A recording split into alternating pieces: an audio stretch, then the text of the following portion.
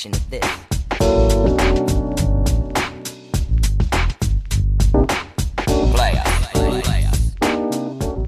When you are on an op, what keeps you level-headed? Is it just the training that's constantly burning your brain?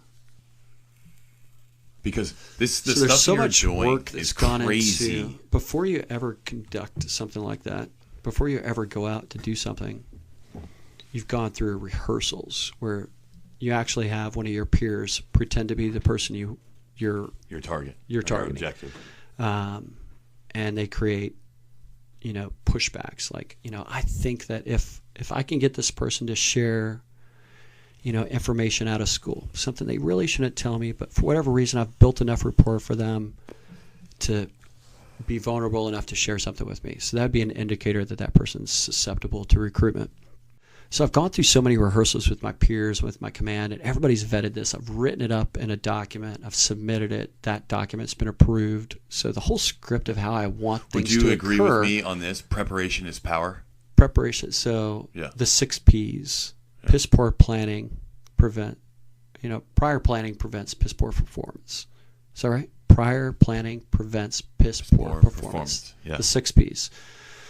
So when I was still like on fire, we would do that. You go through all these efforts to like annotate, I'm going to go from the hotel, I'm going to leave the hotel at this time.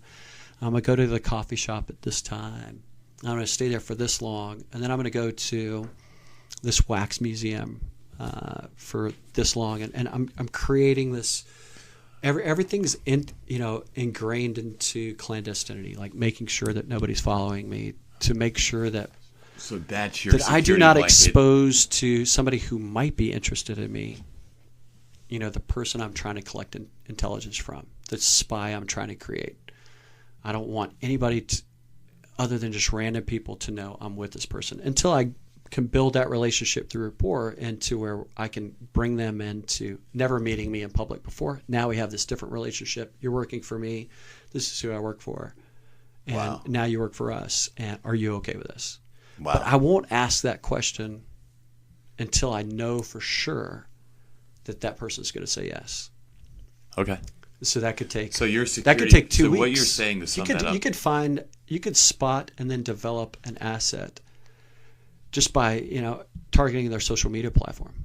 I know this person is down with what we're saying. If I approach these people and I give them this, or present myself as this, and offer them this, and then deliver, then we're going to have a great relationship.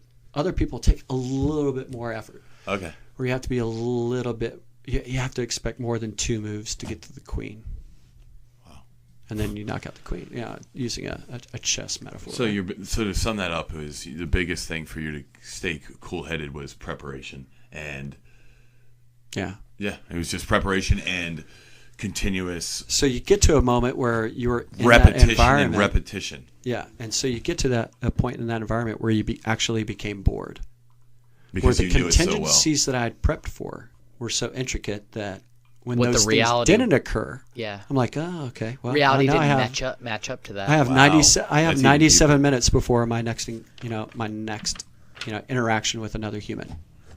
Because in that environment, your interactions with the cabbie, with the bellboy, with the hotel concierge, with the waiter at the restaurant, every single one of those moments means there is a connection that somebody could question and record, right? And in forensics, right? We're going back and recreating.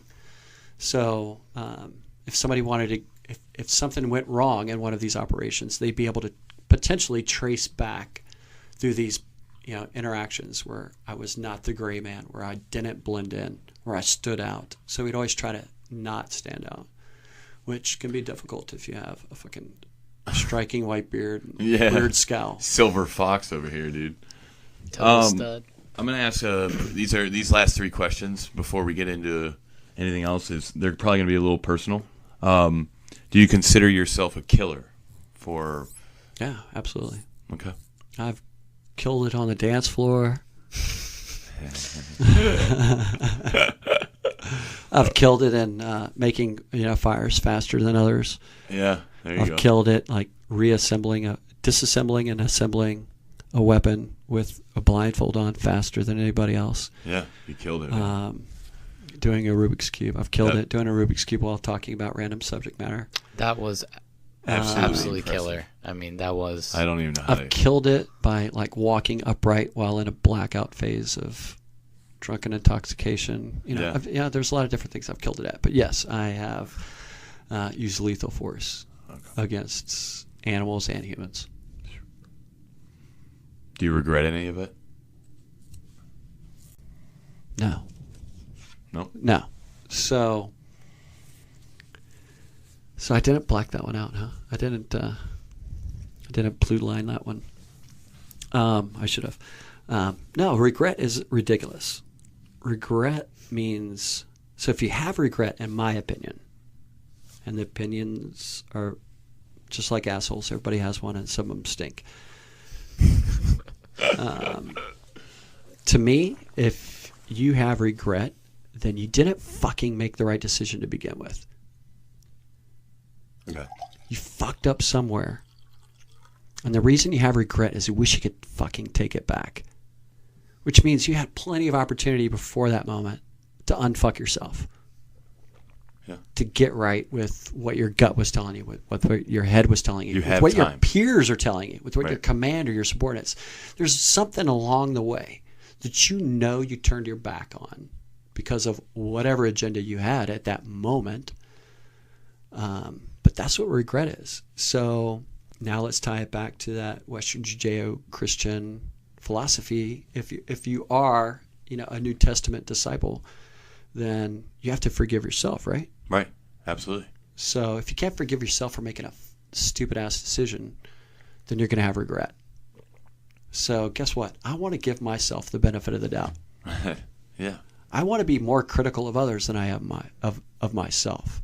I want to be not my own worst enemy. I don't want to be my own worst critic. I want to be my best fucking cheerleader. Yeah. Wow. I want to be my best friend. I want to be the person that I can lean on when things get stupid in my mind. And surely they have. I mean, I can just done see a it. lot Just how you of different carry shit. yourself, dude. I've done a lot of dumb things, man. But you've done a lot of searching too. You've looked for answers. I mean, always, you can always. just talk to you, bro. You've been down some deep paths that people can't even imagine. Yeah, but honestly, did you ever get I mean, you enjoy your job, right? You enjoyed that work. Yeah, I did. You were very good at it. Yes, absolutely. Yeah. You got? Did you get? I'm saying I absolutely did love my job. Good. Was I good at it? Yeah, I think so. I think so. I think there were some dudes that were doing it, and girls, boys and girls, which is interesting to me. I mean, there's like this huge national debate from time to time about women in combat arms, but there have been Tier 1 female operatives for a very long time. Wow. See, right there, that's huge insight. Exceptionally capable, yeah. Went through top the same assessment and selection as anybody else. It was absolutely not pressured by, because of that organization being clouded in secrecy. Nobody would ever know that that person failed or succeeded because it's just not a part of public record. Right. But there have been females that have absolutely done very, very well in those capacities. That's and awesome. So when the debate comes up, that's awesome. Yeah. So. Do you believe in God? Absolutely. Well, let's talk about the definition of God. I believe in the fact that I really, really, really, really, really want to wake up dead. I want to cross over and have recollection of this consciousness. Does that make sense? You want to remember this life? Yeah, I think. But somewhere else. Really. So if I don't have recollection of this consciousness, then I really don't understand what heaven and there's hell no is. Life after the death. premise of life after death. Yeah. So you're just like, oh wow, I'm in this burning hellhole. Yeah. So I have to accept the fact that I am going to get to a point where I've seen other people cross. When I say crossover, like pass away. The moment when somebody recognizes that there's no changing the outcome. And some people can hold on to that with fear, and some people can embrace it. And you can see like different spectrums of where that is, which causes you to question like, what the fuck is going on here? To me, there's a very interesting question where I came into question with my own religious beliefs of being raised Episcopalian and then Southern Baptist and then as a married guy, as Catholic, but always being in tune with other thought patterns, right? Never being, I guess, truly committed to one thing or the other. But watching people cross over made me kind of question, like, all right, where am I going to be at when I get to this point? Are you going to embrace it, or are you going to? Oh, absolutely. Yeah, good. Absolutely. Well, I really like that's the want question posed to you. Believe that there's someone that's what happens. That, that it continues the knowledge growth. So it would be, to me, it's a shame. Like somebody says, "Hey, look into the stars." You know, if there's not other life out there, then what a great waste of space. I'm kind of paraphrasing like something beautiful, poetic. To me, it would be a great waste of time and energy for us not to carry on with our consciousness at the end of this life, where we see people die in car accidents or from old age or from illness. I want to know. Yeah. Yeah, to me. So my faith kind of is focused on trying to make sure that when that moment occurs, that I'm prepared to go out with a smile on my face. Like, all right, I'm ready for this. Let's go. I really want this to happen, so I'm going to go with, a big smile on my face. I don't want to turn back down. I don't need another month to fix a relationship with somebody close to me. Because you have no regrets. That's the because goal. you made the decision, and you were like, I made the right decision. When I go back through it, I'm not like, oh, I should have, chose the lottery numbers different or whatever. You embrace it, because that's the fear making you say, you made the wrong decision. No, you didn't. That was my decision. Yeah. And so that kind of goes back to that, like, not being your own worst critic.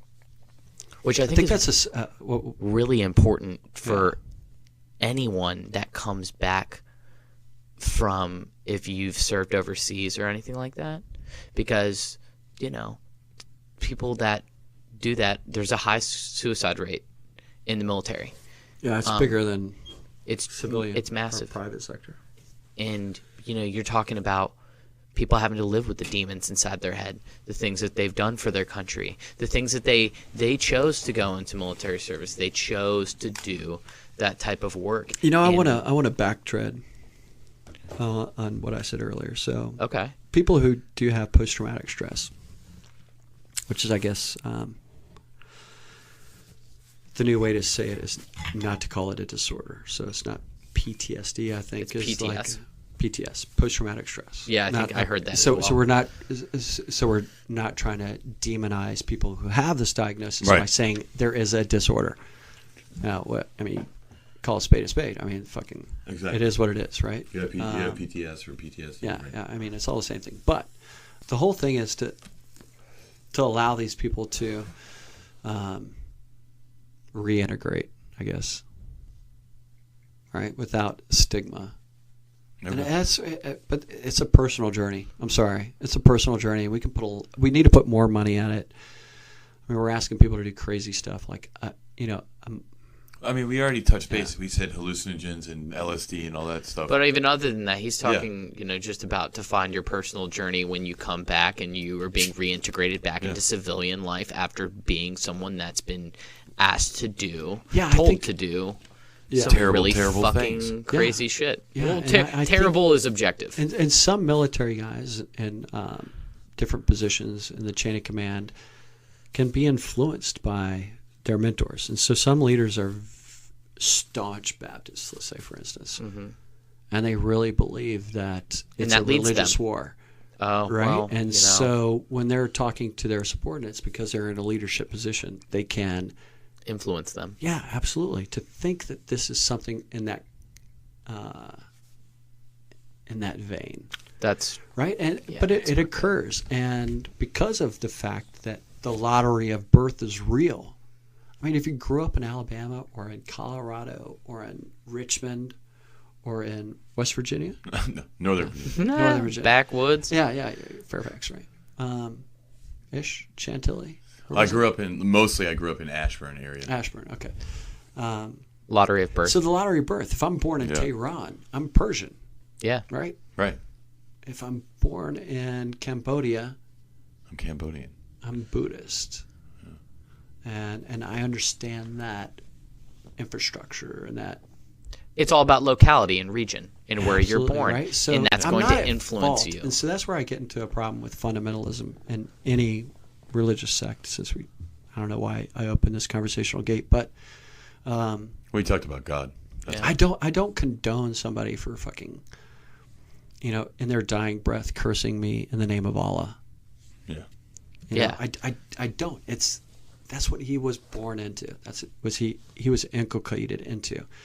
If I see a ground soldier, if the United States was invaded, Praying and to that God. soldier dying in his last breath, whether or not he's a real soldier or somebody who just took up arms to defend his country, and he is killed in Northern Virginia or Southern Alabama, where the stereotype might exist that they have a certain predisposition for their beliefs and what kind of flag they would raise in their yard or put on their truck. And I'm kind of painting a picture here of bigotry that exists by the lottery of birth. You don't know it's wrong. It just, it's all what you're exposed to. Like, now, if that person is taking their dying breath looking up at an invader from Saudi Arabia, yeah, they're going to say, "Fuck you, man! Jesus Christ got me!" Right? So they're cursing you in a different way, and I can't blame somebody for cursing me, at that moment because of the lottery of birth. So I don't know for sure that there's something going on, but it just seems really weird that we're the only ones on the planet that have evolved to do what we can do. So, Monarch, can you tell us a story about a mission as an operative for Task Force Orange that challenged your sense of belief? Absolutely. So the short answer is every op I went on challenged my sense of belief in one thing or another. But thinking of an intangible adventure, I'll think about this one. So I was working as an operative, which meant I was conducting activities which are clandestine, which means I'm going through all these efforts to hide the hand of the U.S. government being involved. Because if it were to become public knowledge that the U.S. government was involved in this operation, it would have a negative blowback against policy or heads of government. So now I'm meeting somebody overseas, which means there's like all this background work that has gone into preparing for a meeting overseas where I'm hiding the hand of the U.S. government, where I'm operating in clandestinity, but I'm doing it in public and nobody's the wiser is the whole goal. So there's like all these efforts to build this legend. So we build this legend based off of this individual we want to meet.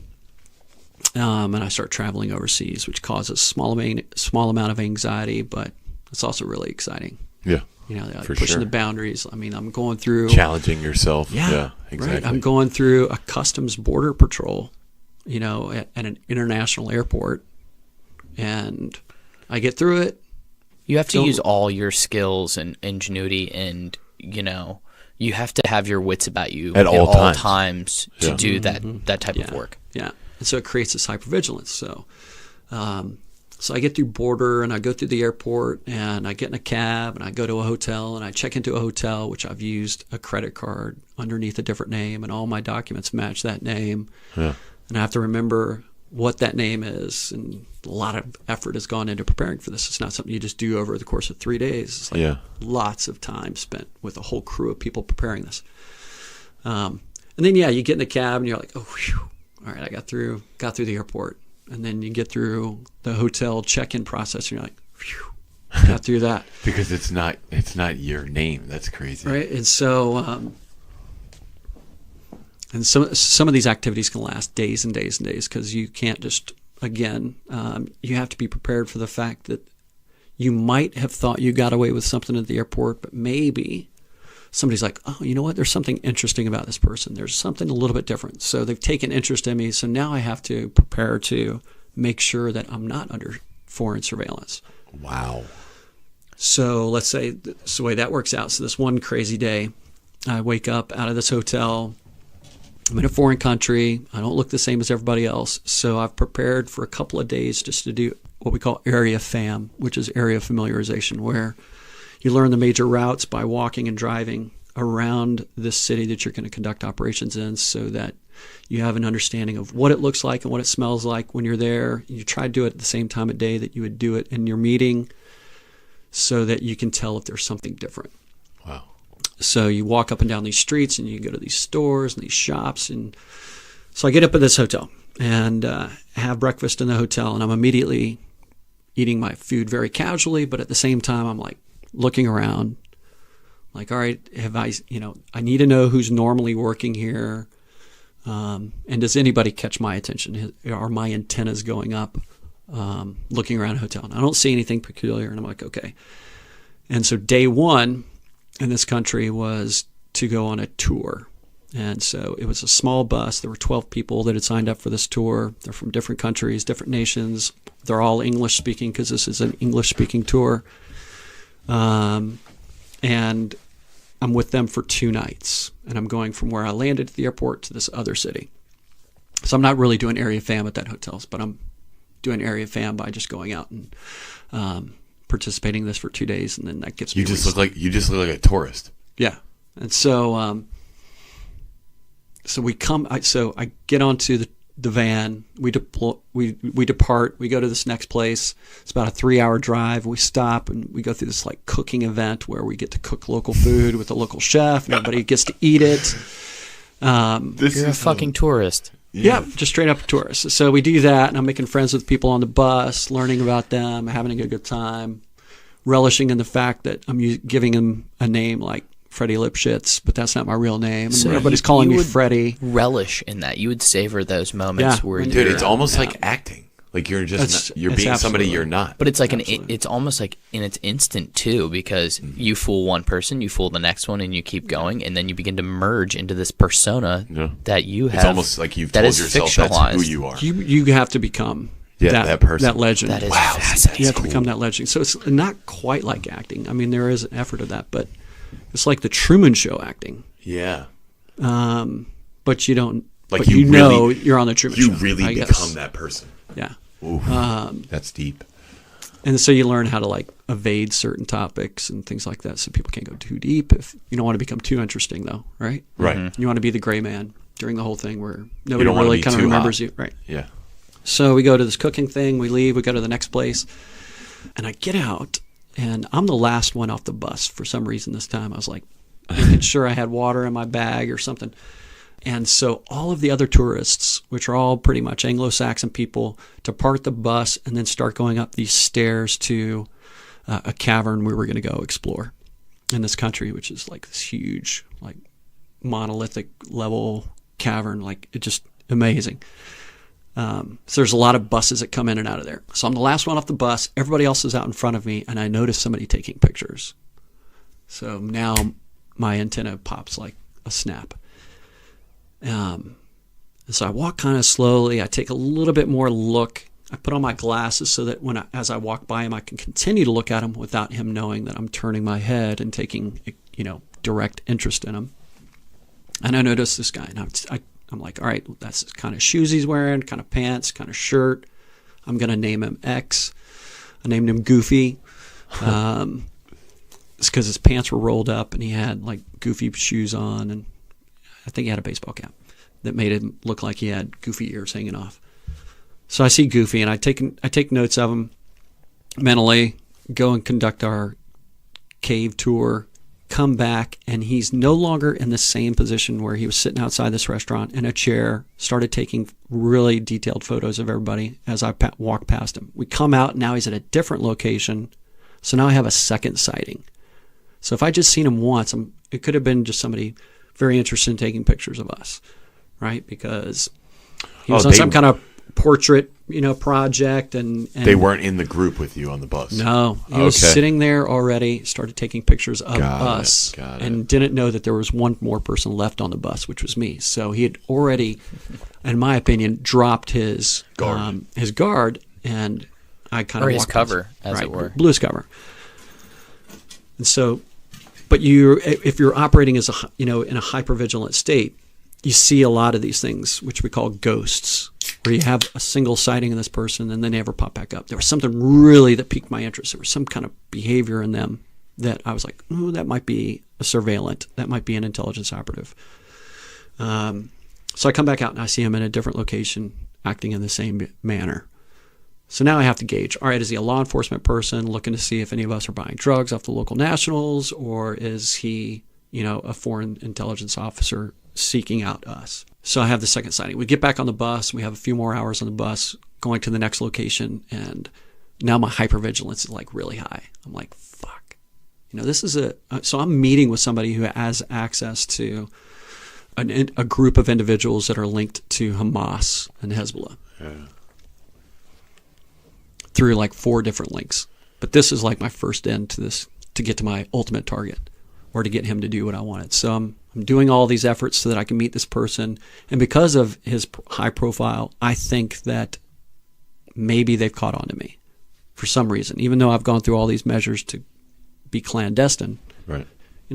People are smart. They can kind of figure things out. So, I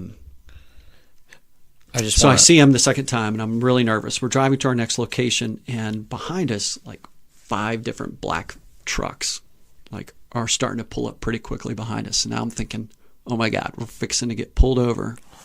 This is like the FBI pulling up behind a Russian in the United States. They're going to surround them with their resources and stop the vehicle, take people off the vehicle, detain people, let other people go. This is not good. Now I think I'm fixing to get rolled up.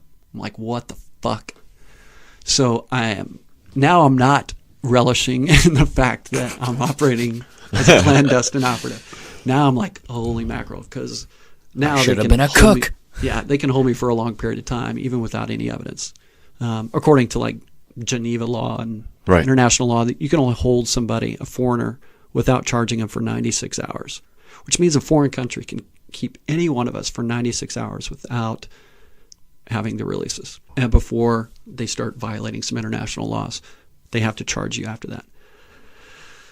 So, in which by, a segue to that is I've gone through peacetime governmental detention training where we're detained. We go through the scenario like SEER school. Yeah, and it's a level of SEER school. It is a SEER school. Right. It's owned by the Joint Personnel Recovery Agency and the SEER program.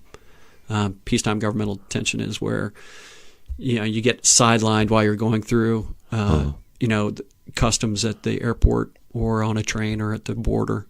So you're trained for that. Yeah, and they put you into the scenario, and then there's a bad cop that is detaining you, and he sells you to gangsters, and so now you don't know who you're with, and you have to pee in a coffee can, and you're held in a concrete cage that's 4 foot by 4 foot by 3 foot. Oh my God. So I've gone through this, so I'm supposed to be prepared, with my physiology to keep myself from showing elevation in heart rate or starting to perspire or shifty eyes. I'm supposed to be like cool and calm and collected, just like the guy I was before we went to the cave, the fun-loving guy on the bus. Now I'm starting to feel that I'm showing signs, and I'm starting to try to control heart rate because, again, I think these vehicles are going to pull us over. So the vehicles start to pass, and then it's a 2-lane road in this almost third world country, so they can't all pass at the same time. So now there's one vehicle in front. Now there's 2 vehicles in front, and they're passing one by one the bus that we're in. And then they're slowing down because of crosstown traffic. And so when I see brake lights from these vehicles in front of the bus, I'm like, all right, here we go. They're stopping us. It's fixing to be a lockdown. Yeah. Like and a motorcade. Yeah. Long story short on that, they don't pull us over. So now I call the tour short, and I'm like, I'm going to take a train back. I don't feel well. I'm going back to the city where we came from. And they're like, okay, I don't get any refund on this little tour activity that was supposed to be 2 nights. So I go back, check back into the hotel. Did you do that because you got spooked? Yeah, okay. Totally. You had to get out of there. Yeah. I didn't have to get out of there, but but now I'm at a point where I need to change my profile to truly determine my status.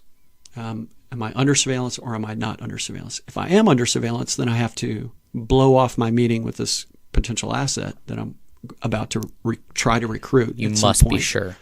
And I can't take anybody there with me, because then now I can leave. I can get out after 96 hours. Hey, why were you talking to this person? I can come up with a couple of different reasons why I can get out of country, but this guy is going to be living there. So he has to deal with that country. Well, he wasn't actually living there. He was from a third country, and we were meeting in the second country, okay, which was the deal. So I go back to the hotel, and now I have to prepare for a surveillance detection route. So I can start doing that area familiarization, and I can move across the city in all these different directions over different routes by driving or getting in a taxi, going by vehicle, or by walking by foot. Every time I go somewhere, I want to make sure I've done 3 or 4 turns between the place where I left and the place I'm going, so I can see if there's any vehicles following me. So if I take note of any vehicle that pulled out right after me, like, okay, a red car just pulled out, let me see if I can get a driver's license on that vehicle. Or if I'm walking, I leave the hotel, who else started walking when I started walking? And I can't see behind me, and I don't want to be looking over my shoulder, because that's a sign like, hey, this person is doing worried about shady. Yeah. So I start doing surveillance detection around the town, and since my antenna went up the day before from the guy taking pictures and then the vehicles, and so the vehicles might have been a coincidence, but I'm still spooked about this guy taking pictures. So now I'm really nervous walking around the town, like, who's taking images of me, or am I truly have you been targeted? Right. Yeah. Am I in the white or am I in the black? Or am I in the red or am I in the black? Black meaning I'm good, and the red meaning I'm not good. So I'm trying to determine status. I'm going to all these little stops along this route where I can hopefully detect a surveillance detection route. And I'm just like queuing off all these ghosts. I have no second sightings, but I'm like making all these mental and physical notes as I go along this route of all the vehicles and all the people. How long does this go on for? The Surveillance. So detection minimum route. of 3 hours. Oh, okay. Okay. You will go to these different places. I'll go to a coffee shop, and I'll plan that route is probably going to take me 19 minutes to get there, and I'm going to need to stay there for 7 minutes. For if there is a surveillance team that's following me, I need to give them the opportunity to set back up so that I can get a second sighting. If one of the people I identified earlier... It's like a game of chess. That's definitely a game of chess. What I was going to say earlier when we were talking about the black cars rolling up is, you have to wait 7 minutes and all this stuff. The thing about what you do or did is that you're facing people that are part of an apparatus that might be they do it for a living too. Absolutely. So it's like they have certain techniques, and they're like, all right, maybe this guy knows that we're on to him. It's great. He's It's going to great. wait. He's running a surveillance detection route. Maybe they have their own term for it. Mm-hmm. He's probably waiting a certain amount of time. You don't know what type of other guy you're up against. Which makes it even more. The other monarch that exists in the other country that, you know what I'm saying? Yeah. So it's difficult. These aren't like in the movies where you're just like losing the goons, the mindless goons. Like, exactly. These dudes they know the tactics. They're trained. Yes. Maybe not as heavily as you, but they are trained to do it. So I think the Americans are the best at this Yeah. stuff. Oh, yeah. We talked about that before. Russia's very good at it. Cuba's very good at it. China's very good at it. A lot of countries are very good at it. Yeah. And have enough But even resources still, to like, put individuals. more than 4 guys on me. So if only 4 people are following me, it's going to be easy for me to get a second sighting if I'm doing a 3 to 5 to 7 hour surveillance detection route. Yeah. Where I have a change in direction. So if I see you going from here to, 3 blocks down to a strip mall, and I wait there, and then I come directly back. It's on the same route. I haven't had any change in direction, but if I see you from over in this area, and then 4 hours later I see you over in this area, now I have a second sighting, and I'm like, all right, I'm under surveillance because I've only had 4 guys following me. So their cycling through, is more frequent. It's not it's not like teams and But teams. big countries can have multiple teams, Yeah. Dozens of vehicles, dozens of surveillance, all on the same frequency, all operating to change the eye who's following you. So, and there are different levels of training. And you don't know that. You don't know if that's who's following you. Correct. But, because I'm also measuring like why I chose this country to meet them. So I kind of know that they don't have those resources Right. to have okay. 16 vehicles. You've done your They homework. could do like maybe 3 or 4 vehicles by the number of people they have employed in that department, because somewhere along the line somebody else has already collected that intelligence. Like, hey, this surveillance group in this country is only capable of doing this level of execution if they had everybody on staff, which would never occur. Right. Right. So we've already measured that risk. So you're running the route. So running the route, and I'm like hyper vigilant. I'm scared shitless the whole time. And that goes on. I determine I'm okay to meet this person over the course of a few more days. You're in the black. Going to museums, I'm in the black. I'm going to museums, I'm going to restaurants, I'm going out at night, I'm changing up my profile, I'm going on biking around the town or taking a train to the next town, coming back. So after a few days, I determine we're good to go. Now here's where I feel like my beliefs kicked in. Now this person had a link to a bad guy who was smuggling weapons and other communications like SIM cards and phones and weapons, wiring, all these different things into a country that is not an enemy but also not an ally of the United States. But we're allies with their enemies. So because we're an ally with their enemy, there's a larger stake at hand. So this person is smuggling weapons in, which we know is bad, but they're also smuggling in humanitarian aid to this country. So now I'm in this point where I'm starting to have an ethical dilemma of all the targeting that's gone into this, and now seeing it come to fruition as I get this guy to start doing work for us. He is going to link me to a person who's giving a lot of humanitarian aid to people who need it, because there are sanctions and ways to keep this economy and this group of people that need aid. They're kind of being squashed. So I have this in my heart where De Oppresso Liber, which is the slogan for United States Army Special Forces, which means to free the oppressed. And then our second comment to that is oppressors beware. So I see this group of people on the globe who are suffering, and our ally is one of the reasons they're suffering by, wrapping up around this community and this group of minorities in that area, and keeping food from going in, keeping good jobs from going in, and so these people are suffering. So this person is this end goal, is doing a really good job of keeping oppressed people taken care of, but he has to do it through smuggling. And so in that smuggling of humanitarian aid, the bad guy of him, the dichotomy of this person, who's doing really good work for the world, but then also taking advantage, I guess, maybe of the resources that are providing him the ability to give humanitarian aid. They're also like, well, hey, if we give you this much food, medicine, things like that for the community, then you also have to take this other stuff in for us. So I don't really know where that came in, but here's my link. So we go through this long process of, I target the source I develop this source, I recruit this source, I start handling this source, and it comes to one of these smuggling opportunities, and we hand it off to our ally.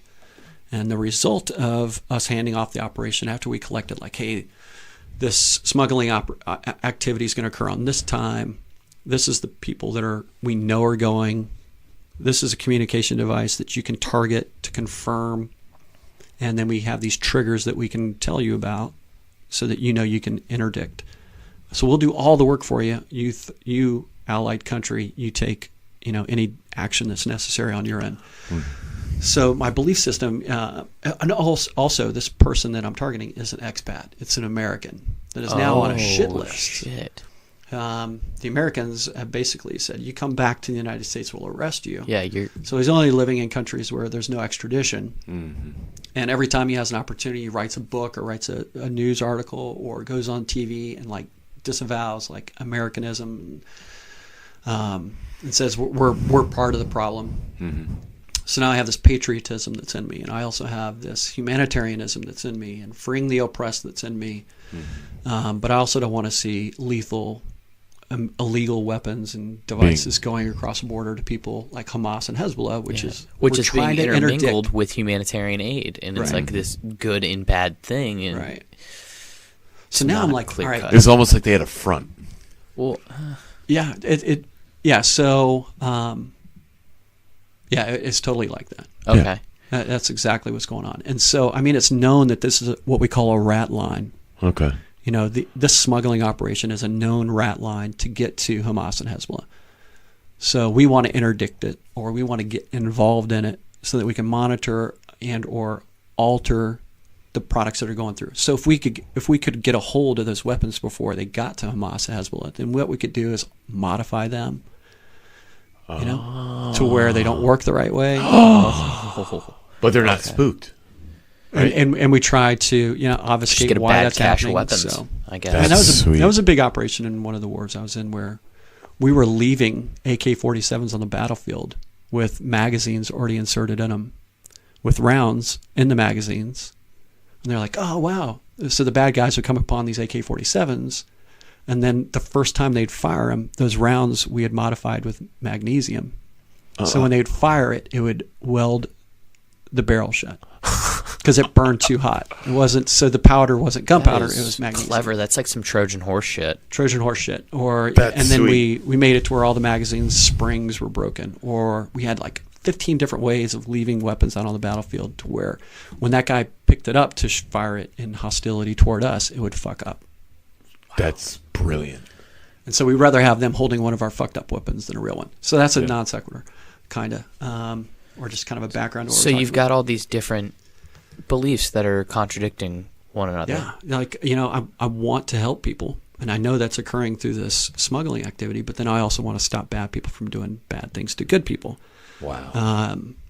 And then we have known allies in the United States, putting economic and physical sanctions on this community, and like why are we linked up with this ally? Yeah. They're doing shitty things to fucking millions of people. Yeah. They're creating a problem by squashing them and by not being loving and by not having open arms and forcing them into a minority state and forcing them into this destitute state. And so, there's going to be somebody like us on the other end of that who gets pissed off. And then now we're going to turn into a terrorist. So now I'm talking about a bunch of different dichotomies of all this. They begin to fracture. They begin to fracture into so many different fractals. Fragmented, yeah. And so I'm having these struggles along the way, and that's okay. And then I come back to the United States, and we complete our operation at that point. We provide all the intelligence to our ally, and the ally takes direct action against it. Stops the smuggling, stops that huge amount. I mean, it was like a huge amount of medical supplies, food, and materials to build infrastructure that were being smuggled in, and none of it got to its end destination. So part of the effort of the source that I recruited when going through all that nervousness in that foreign country, like, are people following me? Because I put that person there, and because we were backing him to keep his cover there, we were also made sure that he was fully suited to do the fundraising and the driving to make that certain package bigger than it had ever been. So this was like the biggest package going across the border in forever. Wow. It was going to make a lot of people's lives better. And they stopped it before it got to the border instead of stopping it after it got to the border or through the border. God. So now I'm torn. I'm like fucking pissed at all the government bureaucracies around the world for being complicit in this kind of shit. And now I'm one of the ones who made this happen. And now it's not going to get there. And then there were other people that our allies were targeting that were known to be a part of that smuggling effort. And they were detained and found guilty by the court system in that country and executed. So you had an internal moral and ethically... You said some of our allies were part of that. And these were known terrorists to that country, which means they're known terrorists to us. Yeah. But why we call them terrorists is, subjective, right? Every country's it is got their own thing. subjective, There's a really cool documentary on, I know you can find on Amazon, called The Lottery of Birth. And it's a really good documentary on the fact that if you're born in southern Alabama and you grow up to parents that were from southern Alabama, you're more likely than not going to be a Southern Baptist and have certain views on culture, society, education, etc. But if I'm born in Amman, Jordan, I'm going to parents who are from Amman, Jordan, I'm going to have a different set of moral, ethical, cultural, societal views, right? I'm a Christian, or I'm a Muslim, or a Buddhist, or a Taoist, or etc. Right? So the lottery of birth, it really kind of breaks it down. I find it a fascinating documentary, but I digress. So And so now I'm at a point where I'm, frowning on the governments around the world that are complicit in all this, because they should be the ones who strip through all those societal and generational biases of growing up in Alabama versus Amman, Jordan, and making the smart decisions for us, so that we aren't, holding a whole group of people, at arm's length because they weren't, they aren't from the same cloth that we're from, so to speak. Does that make sense? Yeah. Yeah. Oh, yeah. So I facilitate, our allies, hemming these people up, and taking bad guys away. And but yeah, I've always kind of wondered if, like where some of our policies lie. And so I've always been challenged to, when you The get motives. to that level, Yeah. so when you're an infantry soldier like I was back in the day, when I guarded the Tomb of the Unknown Soldier and was at the 10th Mountain Infantry Division, rappelling out of helicopters or jumping out of airplanes, doing normal infantry stuff. I mean, you have access to certain intelligence that says, all right, these people in Iraq are bad, go hit this village. This is where you'll find them. And then you get to this tier 1 task force level where you're part of the National Mission Force and you're starting to be fed stuff that is for the Secretary of Defense and for the President. Right. Some people in the press have called that, the organization I was in, the President's Secret Army. So now you're affecting things like I was affecting, and there were other examples of this Right. belief coming into question, but now you're dealing at a really high level and you really kind of question like what it's all about. So my beliefs have been challenged hardcore many times at that level, seeing behind the curtain, so to speak, using a Wizard of Oz. But you've had to stick to business, right? The business decision, the Right, mission objective. Yeah, mission, men, me is what we go by. Say that mission, again. Say that again. Mission, men, me. Got it. So those are our priorities in life. Mission, men, me. My mission comes first. The men or women operating on that mission comes second, before me. And then me finally comes. Now, part of me is family and friends, but First chair, last call. Wow. yeah, they're last on the priority for the organization. Mission, men, me. So yeah, end resulted in allies doing things I didn't really think were, good. And so that gets tattooed on the corpus callosum, which is that part of the brain that links the left hemisphere to the right hemisphere. So no matter if I'm in a creative state of mind or in an analytic state of mind, some of those challenges of beliefs are tattooed like right in the middle, where you can't get away from it.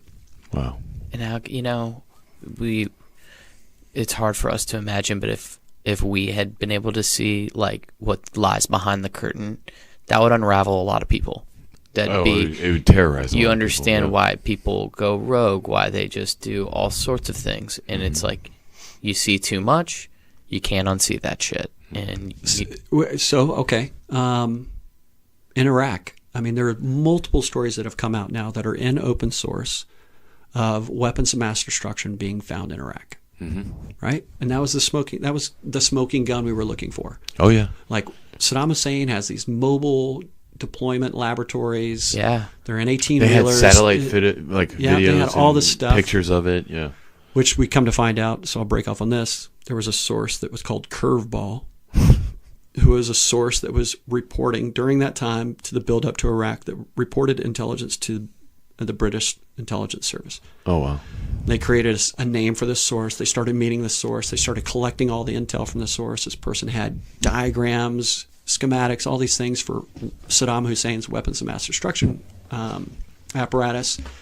And then that information was also provided to the United States of America intelligence community. So now you have two major intelligence services that have corroborating information, yeah, which was enough to say, hey, we can do this. And that was enough to make the UN say, all right, we're going to have the security resolutions enacted against Iraq. If they don't comply, then yes, in the United States, you can take action. Got it. Right? And what was stripped away after the war began is that source was the same source. So it was the same person reporting corroborating sources, but and that's called what we call incestuous amplification. to where what's in the family stays in the family. And so you tell it to your brother tells it to the sister tells it to the mom, and by the time it gets to the dad, everybody's saying the same story. It must be true. But it came from one. Person, and that's why it's called curveball. That happens so much, in not just the intelligence community, but in just the world in general. I love that term, by the way, incestuous amplification. Yeah. That is really, and that's like the root cause of bad intel. So we go into, which is why we go to such efforts to make sure we have multiple sources. It's in signals intelligence, it's measures and signatures, it's human intelligence, like all these different things. But so, in Iraq, the weapons of mass destruction, it's been reported by U.S. soldiers that, we found them, and we found them in spades. They were everywhere. But the United States, George Bush didn't come out and say, hey, world, exonerate me. You guys have called me a buffoon for doing this, saying Saddam Hussein didn't have weapons of mass destruction. Here's the fucking smoking gun. Here are the images of these weapons that we found in Iraq in bunkers that were Saddam's army's bunkers. And the reason why, and because I was on one of these operations, is because the rounds had U.S. serial numbers on them. Oh. So the biological weapons that we were taking back from Saddam Hussein were the ones that we had provided him in the 80s when Iraq went to war with Iran. Because Iran was our mortal enemy because the Ayatollah Khomeini had taken control of Iran from the Shah, which was an ally of the United States, but was a monarch that was never going to leave office. So he was, and then they took the hostages from the embassy. I mean, there's the movie Argo and lots of different things, which is also supposedly the impetus for Task Force Orange, Delta Force, and SEAL Team 6 was that early 80s fiasco. So, weird things happen. Your views of society are changed, like when you start getting read on to different programs. And I don't know. Yeah, it's tattooed in my brain, brothers. Thank you for sharing that. Yeah, thanks. And showing us that tattoo. Monarch, thanks for coming, man. Do you know our send-off that we do at the end of every episode? I'm blanking, but I do know it because I've heard every episode. You guys are really cool. You do it, but it's cool. I know you guys in personal life, and I know you guys from this podcast. I think you guys are doing something amazing. I can't wait to hear, episode 1500. This is going to be episode 15. 1500 is going to be amazing. Thanks, man. I can't wait to hear it. We can't wait to push forward and see who else we can talk to and all the stories we can get and all the things we can learn, and that's what life's about for us in these really intimate conversations. So thank you for joining us here at Foxburger Laboratory. My name's Whiskey Dave. This is Double Agent Skid. Everybody stay frosty, stay sharp, stay intangible.